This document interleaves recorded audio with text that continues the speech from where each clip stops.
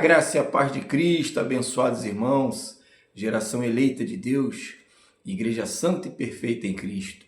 Hoje venho trazer um tema muito importante que diz: a ideia de construir um templo fixo veio do homem, o rei Davi. Então vejamos a seguir. Em 2 Samuel, capítulo 7, versículo 1 ao 17, o texto bíblico relata o momento em que o rei Davi, estabelecido em seu palácio de cedro e livre de seus inimigos, reflete sobre a condição da arca de Deus que permanecia em uma tenda provisória.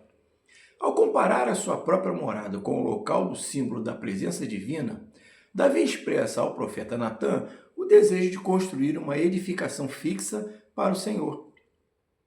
Disse o Senhor ao profeta Natã: olha, eu moro em casa de cedros, e a arca de Deus mora dentro de cortinas.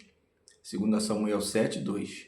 Inicialmente, o profeta aprova a intenção humana, mas na mesma noite, a palavra de Deus vem a Natã para confrontar e redefinir essa iniciativa, dirigindo a Davi um questionamento retórico que revela a desnecessidade de um templo fixo. E aconteceu que naquela mesma noite, a palavra do Senhor vem a Natã dizendo: vai e diz a meu servo, a Davi, assim diz o Senhor: edificar-me-ias tu uma casa para a minha habitação? Porque em casa nenhuma habitei desde o dia em que fiz subir os filhos de Israel do Egito até o dia de hoje. Mas andei em tenda e em tabernáculo, e em todo lugar em que andei com todos os filhos de Israel, falei porventura alguma palavra a qualquer das tribos de Israel, a quem mandei apacentar o meu povo de Israel, dizendo: por que não me edificais uma casa de cedro? 2 Samuel 7, 4, 7. Com esse questionamento, o texto sagrado demonstra que a ideia de edificar uma casa de pedra partiu inteiramente da intenção de Davi, pois Deus jamais havia cobrado ou exigido de nenhum dos líderes de Israel a construção de uma estrutura fixa. A resposta divina estabelece que o Altíssimo não depende de habitações materiais feitas por mãos humanas para caminhar com o seu povo. Em seguida, a narrativa promove uma inversão central na perspectiva da aliança.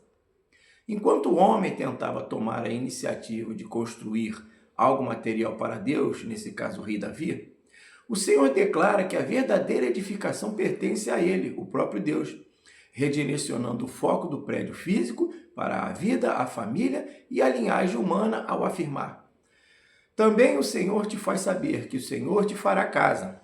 Quando teus dias forem completos e vieres a dormir com teus pais, então farei levantar depois de ti a tua descendência, que sairá das tuas entranhas, e estabelecerei o seu reino. A tua casa e o teu reino serão firmados para sempre diante de ti. Teu trono será estabelecido para sempre. 2 Samuel 7, 11, 12 e 16. Dessa forma, ao examinar estritamente o relato das Escrituras, evidencia-se que o termo casa, prometido por Deus a Davi, não se refere a um templo ou estrutura religiosa de pedra, mas sim à sua descendência, dinastia e família. O que o texto bíblico revela é que Deus não exige que o homem lhe erguesse templos materiais, mas prontificou-se a edificar ele próprio a casa, a história e o futuro do homem, graças a Deus. Então, deixa aqui essa reflexão, né? Isso é uma reflexão, um tema, né, do Antigo Pacto, hoje no Novo Pacto, na graça, né? Deus caminha também, da mesma forma, caminha conosco, né? Na presença do Espírito Santo nas nossas vidas.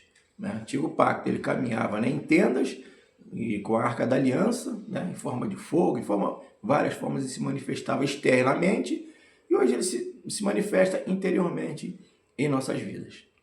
Então, vamos refletir, né, sobre que a simplicidade, né, da tenda do Senhor incomodou Davi, por ele morar numa casa de cedros riquíssima e luxuosa.